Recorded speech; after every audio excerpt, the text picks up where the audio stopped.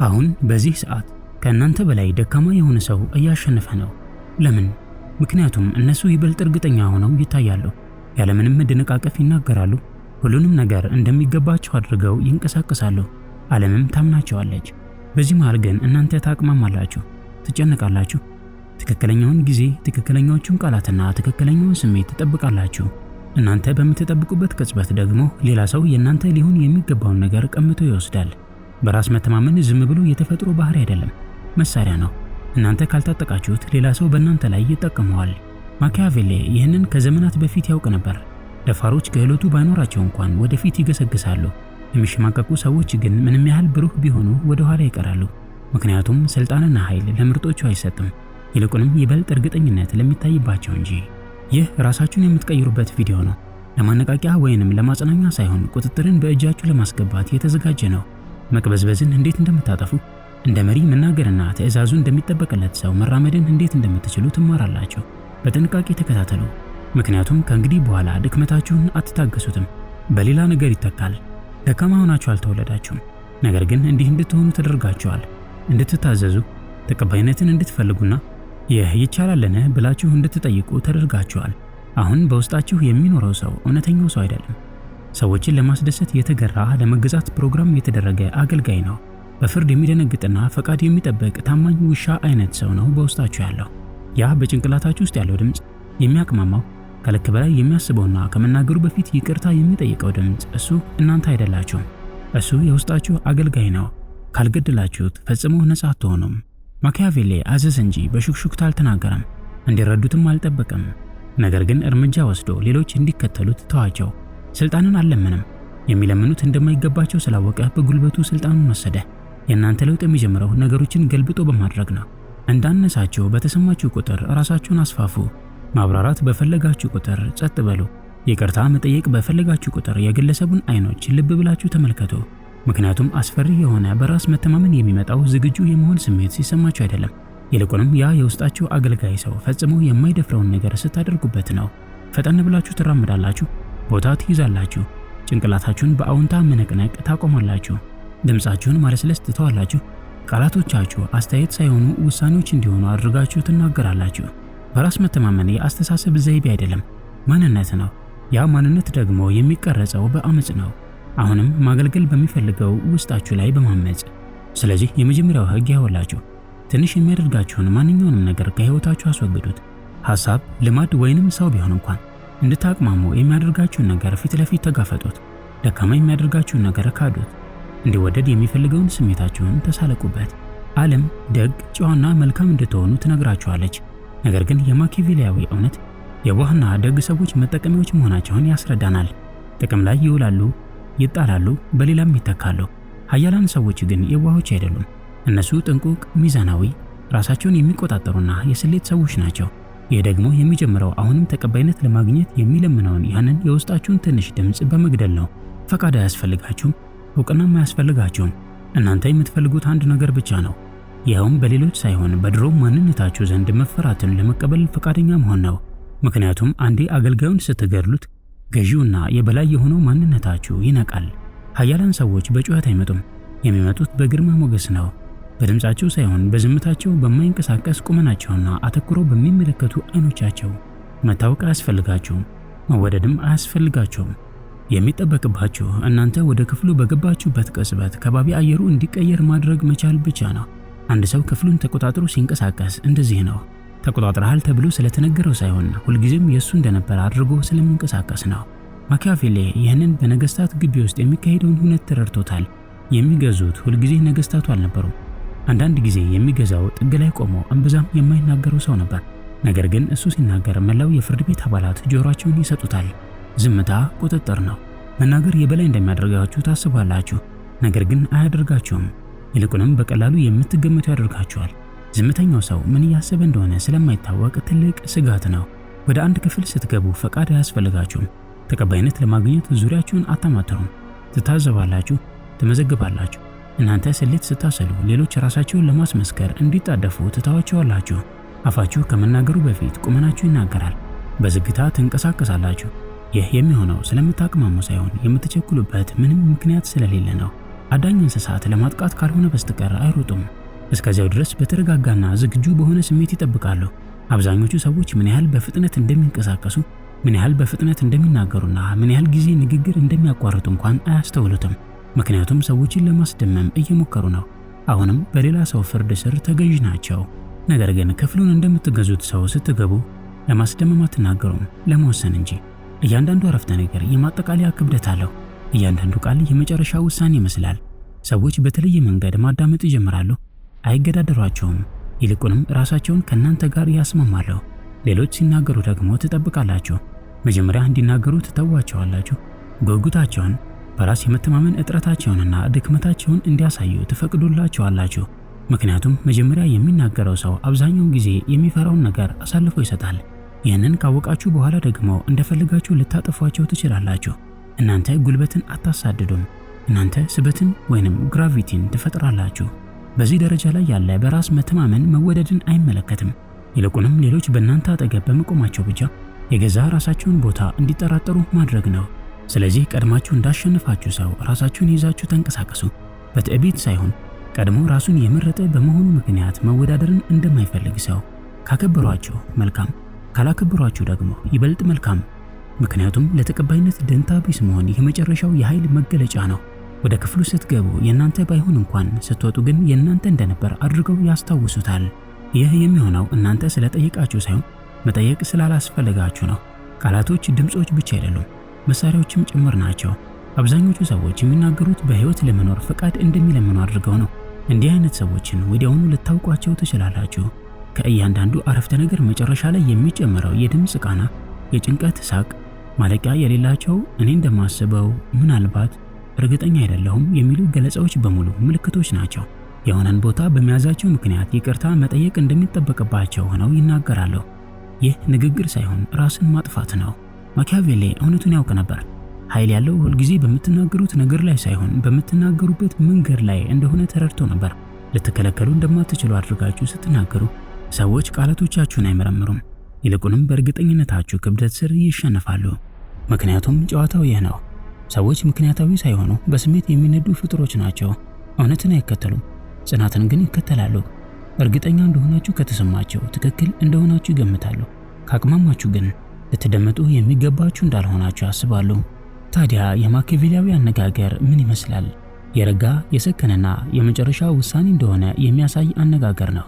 ቃላቶቻችሁ ለክርክር ክፍት እንዳልሆኑና እያንዳንዱ አረፍተ ነገር የአዋጅ ትዕዛዝ እንዲመስል አድርጋችሁ ትናገራላችሁ።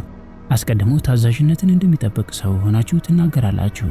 በባለሙያዎች በተሞላ ክፍል ውስጥ ብትሆኑ እንኳን ምንም ማለት አይደለም። በቃላቶቻችሁ እናንተ ራሳችሁ ውሳኔ መስላችሁ ከታያችሁ እነሱ ወደ ኋላ ያፈገፍጋሉ። የመጀመሪያው ሕግ ይህ ነው። የመነሻ ሳይሆን የመጨረሻና የመቋጫ ድምጽ ሆኖ። አብዛኞቹ ሰዎች ፈጽሞ የማይነግሯችሁ ነገር ቢኖር ይህ ነው። እንድትከበሩ ከፈለጋችሁ ብዙ መናገር አያስፈልጋችሁም። እንዲያውም ብዙ በተናገራችሁ ቁጥር ሌሎች እናንተን እንዲያቀሏችሁ፣ እንዲገዳደሯችሁ ወይንም እናንተን መፍራት እንዲያቆሙ እድል ትሰጣላችሁ። ጥቂት ብቻ ተናገሩ። በጥቂቱ ውስጥ ግን ብዙ ትርጉም ይኖራችሁ።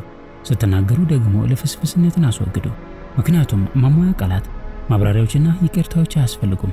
ፈጽሞ ዝም ብዬ እኮ ነው፣ ልሳሳት እችላለሁ፣ ትርጉም ይሰጥ እንደሆነ አላውቅም አትበሉ። እነዚህ የደካማ ሰዎች ማምለጫ በሮች ናቸው። አቃጥሏቸው።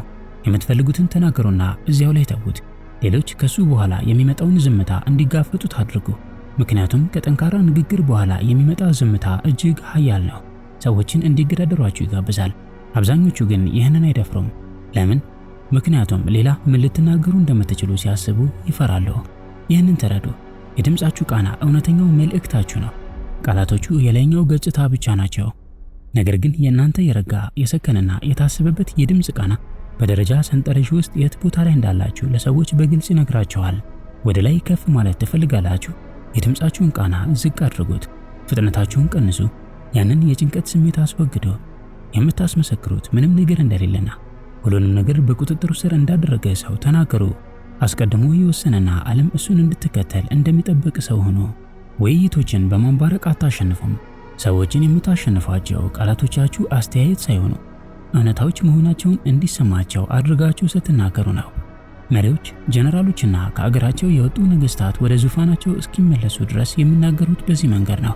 አንድ ሰው ከተገዳደራችሁ ደግሞ ፈጽሞ ራሳችሁን አትከላከሉ፣ ይልቁንም አቅጣጫውን አስቀይሩት።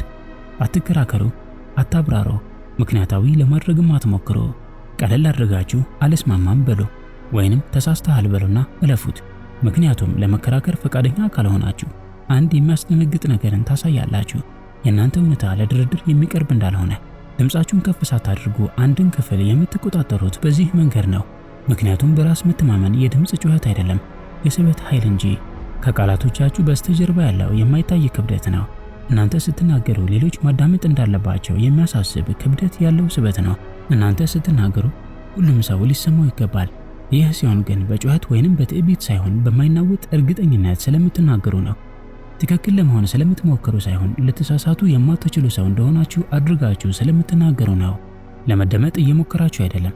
ሰዎች ቢስማሙና ባይስማሙ ደንታ እንደሌለው ሰው ነው የምትናገሩት። ምክንያቱም ውሎ አድሮ መስማማታችሁ አይቀርም። ኃይል ማለት ይህ ነው። ከዚህ በኋላ ወይ በዚህ መንገድ ትናገራላችሁ ወይንም ዝም ትላላችሁ። በራስ መተማመን የሌለው ቁጥጥር ጌጥ ብቻ ነው። በኩራት ልትራመዱ፣ በጥሩ ሁኔታ ልትናገሩ፣ በመሪነት ስሜትም ልትንቀሳቀሱ ትችላላችሁ። ነገር ግን የሆነ ሰው አሁንም በአንድ አረፍተ ነገር ስሜታችሁን ሊቀሰቅሰው የሚችል ከሆነ እናንተ ኃያል አይደላችሁም፣ እንዲያውም ተጋላጭ ናችሁ። ብዙ ሰዎች የሚወድቁት እዚህ ላይ ነው። ግርማ ሞገሳቸውን ይቆጣጠሩታል፣ ንግግራቸውንም ይቆጣጠሩታል። ነገር ግን ስሜታቸው አሁንም የሌሎች ሰዎች ንብረት ነው። ትንሽ ያለመከበር ሹክሹክታ ሲሰሙ ምላሽ ይሰጣሉ። ምስጋና ሲሰሙ ይለሰልሳሉ። ዝምታ ሲፈጠር ይረበሻሉ። ያንን የማይታየውን በገዛ ጭንቅላታችሁ ውስጥ ያለውን ጦርነት እስካልተቆጣጠራችሁ ድረስ ነፃ አይደላችሁም። ያ የሚጀምረው ደግሞ ማንነታችሁን እንደገና በመቅረጽ ነው። ማኪያቬሊ በኃይል አዳራሽ ውስጥ የዚህን ውድነት ተረድቶታል። ስሜቱንም ይሆን በሌላ ነገር ላይ ጥገኛ መሆንን ፈራ እንጂ ጠላቶቹን አልፈራም። ቁጥጥር ማድረግን እንጂ ፍቅርን አላመነም። ምክንያቱም ሰዎች ምን እንደሚያንቀሳቅሳችሁ ካወቁ የት ቦታ ላይ መጫንና መንካት እንዳለባቸው ያውቃሉ። የት ላይ መጫን እንዳለባቸው ካወቁ ደግሞ ከእንግዲህ እናንተ አደገኛ አይደላችሁም። በእነሱ ፍላጎት መሰረት ልትገሩ የምትችሉ ትሆናላችሁ። ሊገሩ የሚችሉ ሰዎች ደግሞ ጥቅማቸው እንዳበቃ ወዲያውኑ ይጣላሉ። ለውጡ ይህ ነው። ምላሽ የሚሰጠው ሰው መሆንን በመተው በስሌት የሚንቀሳቀስ ሰው ትሆናላችሁ። ከተሰደባችሁ አታብራሩ። ከዚያ ግን ትታዘባላችሁ። መረጃ ትሰበስባላችሁ። ከእናንተ ምን ለማግኘት እየሞከሩ ነው? ከስድቡ በስተጀርባ ምን እየደበቁ ነው የሚለውን ጥያቄ ትጠይቃላችሁ። የሆነ ሰው አደነቃችሁ፣ በደስታ አትቅለጡ። ነገር ግን ትመረምሩታላችሁ። ለምን አደነቁኝ? ምን ይፈልጋሉ ትላላችሁ። የሆነ ሰው ችላ አላችሁ፣ አትደናገጡ። ይበልጥ ቀዝቃዛ ሁኑ። ዝምታ የእናንተ መሳሪያ ይሆናል እንጂ ቁስላችሁ አይሆንም። በስነ ልቦና ደረጃ ሊደረስባችሁ የማትችሉ መሆን ማለት ይህ ነው። ስሜት አልባ ሰው መሆን ሳይሆን የማይናወጡ መሆን። ሁሉም ነገር ይሰማችኋል፣ ነገር ግን ለውጤታችሁ የሚጠቅም ካልሆነ በስተቀር በምንም ነገር ላይ እርምጃ አትወስዱም። አንድ ሰው አቅማችሁን ሲፈትሽ አትበሳጩም፣ ምንም አይነት አለመመቸትንም አታሳዩም። ለምን? ምክንያቱም የእናንተ አእምሮ ምሽግ እንጂ የህዝብ ቦታ አይደለም። ማን እንደሚገባ ደግሞ የምትወስኑት እናንተ ናችሁ። በቁጥጥር ስር መዋል የምታቆሙት በዚህ መንገድ ነው። አብዛኞቹ ሰዎች በሚያስቅ ሁኔታ ለመቆጣጠር በጣም ቀላል ናቸው። ብቁ አይደላችሁም በሏቸው፣ ማብራሪያ ያበዛሉ። ድንቅ ናችሁ በሏቸው፣ ይከተሏችኋል። በስሜት ወደ ኋላ ፈቀቅ በሉባቸው፣ እንደገና ለመገናኘት ይለምናሉ። የአይነቱን ኮድ እስካልሰበራችሁ ድረስ ሁልጊዜም የሌላ ሰው መሳሪያ ትሆናላችሁ። ታዲያ እንዴት ነው ራሳችሁን እንደገና ፕሮግራም የምታደርጉት? ሰዎች እንዲረዷችሁ የመፈለግን ስሜት በመግደል ነው። ያ ነው ዋናው ቫይረስ። ራስን የማብራራት የመታየት ማረጋገጫ የማግኘት ፍላጎት። እሱ ነው በቁጥጥር ስር የሚያውላችሁ። አቃጥሉት። እናንተ ለመረዳት አልተፈጠራችሁም። እናንተ የተፈጠራችሁት በዙሪያችሁ ያለውን ዓለም በስትራቴጂ በቀዶ ጥገና ጥንቃቄና በዝምታ ለማንቀሳቀስ ነው። የመጣጣልን ፍርሃት ትገድሉታላችሁ።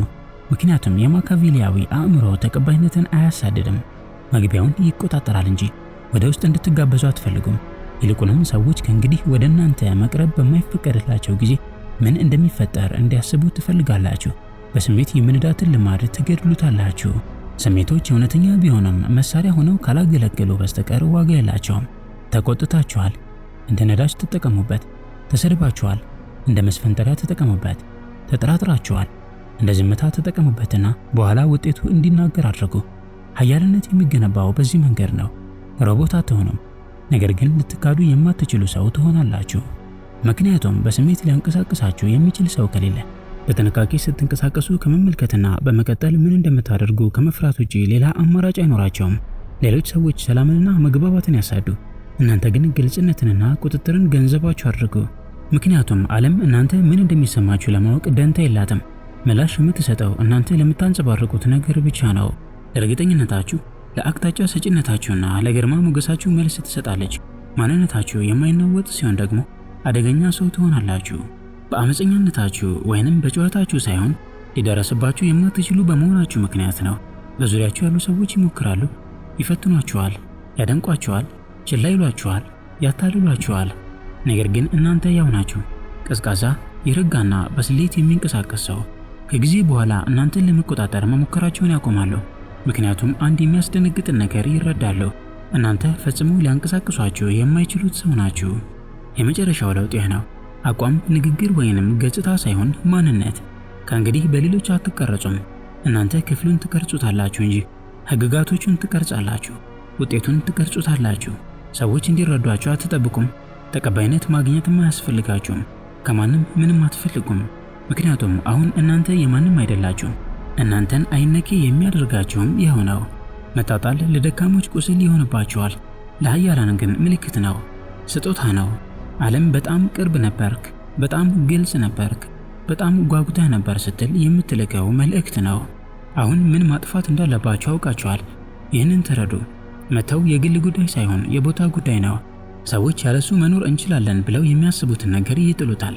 ስለዚህ አይሆንም ካሏችሁ ምንም ነገር እንደማያጡ ያምናሉ ማለት ነው። ይህ ትልቅ መረጃ ነው። አሁን እነሱ የት እንዳሉና እናንተ የት እንዳላችሁ ታውቃላችሁ። ይህ ማለት ደግሞ በኋላ እነሱ ደካማ ሲሆኑና እናንተ የማትነኩ ሰው ስትሆኑ መልሳችሁ ለማጥቃት ራሳችሁን በቦታው ላይ ማመቻቸት ትችላላችሁ ማለት ነው። በመጀመሪያ ደረጃ ፈጽሞ እንደተነካችሁ አታሳዩ። ህመማችሁን ባሳያችሁበት ቅጽበት እነሱ ያሸንፋሉ። ይህ ስለነሱ እንኳን አይደለም፣ ስለናንተ የግል ታሪክ ነው። የማኪያቬሊያዊ አእምሮ በሩ ሲዘጋበት አይደነግጥም፣ ክፍሉን ይበልጥ ቀዝቃዛ ያደርገዋል። እነሱ ወደ እናንተ ከመድረስ ተሰርዘዋል እንጂ እናንተ አልተጣላችሁም።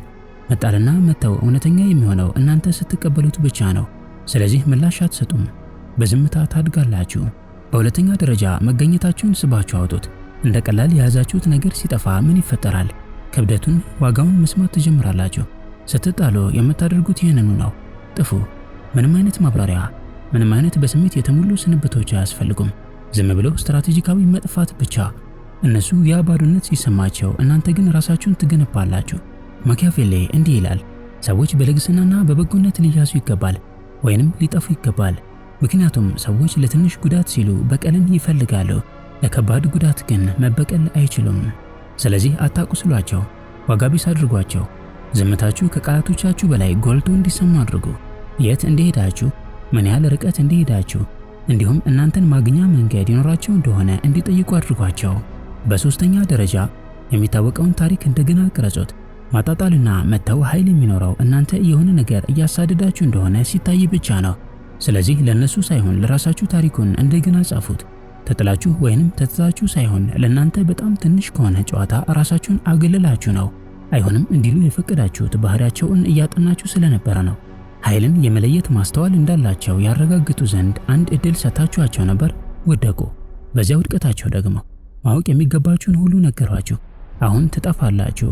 እናም ደረጃችሁን ከፍ አድርጋችሁት ትመለሳላችሁ። በአራተኛ ደረጃ መተውን ወደ ቁጥጥር ቀየሩት። የምታሸንፉት እዚህ ላይ ነው። መተው ግልጽነትን ይሰጣቸዋል። አብዛኞቹ ሰዎች ማን እንደሚያከብራቸው፣ ማን እንደሚጠቀምባቸው፣ ማን እንደሚፈራቸው ሳያውቁ በውዥንብር ውስጥ ይኖራሉ። መተው ግን ያንን ጭጋግ ሰንጥቆት ያልፋል። አሁን ማን እውር እንደሆነ ታውቃላችሁ። አሁን የእናንተ ኃይል ገና የት ላይ ተጽዕኖ እንዳልፈጠረ ታውቃላችሁ። ታዲያ ምን ታደርጋላችሁ? ስለታችሁን ታዘጋጃላችሁ፣ ምስላችሁንም ታስተካክላላችሁ፣ ዋጋችሁን በከፍተኛ ሁኔታ ትሰቅሉታላችሁ። ትናንት ችላ ያሏችሁ ሰዎች አሁን የእናንተን ስም ሲያነሱ ራሳቸውን ማብራራት እስኪጠበቅባቸው ድረስ ታድጋላችሁ። እናም በሚቀጥለው ጊዜ መምጣታቸው ስለማይቀር መጣል እንኳ አያስፈልጋችሁም። ቀድሞውኑ ከነሱ አቅም በላይ አድጋችኋል። ቁጥጥር ማለት ይህ ነው፣ ዝምተኛ፣ ዘላቂና ውብ የሆነ ኃይል። በአምስተኛ ደረጃ የመልስ ምታችሁን እንደ መሳሪያ ተጠቀሙበት። ግቡ ፈጽሞ በቀል አይደለም። የበቀል ድርጊት በስሜት የሚነዳ ነው። የማኪያቬሊያዊ ኃይል ግን ሁልጊዜም በስሌት የሚመራ ነው። ስለዚህ ማንንም ለመበቀል አትሞክሩ፣ እሱን ጊዜ ያከናውንላችኋል።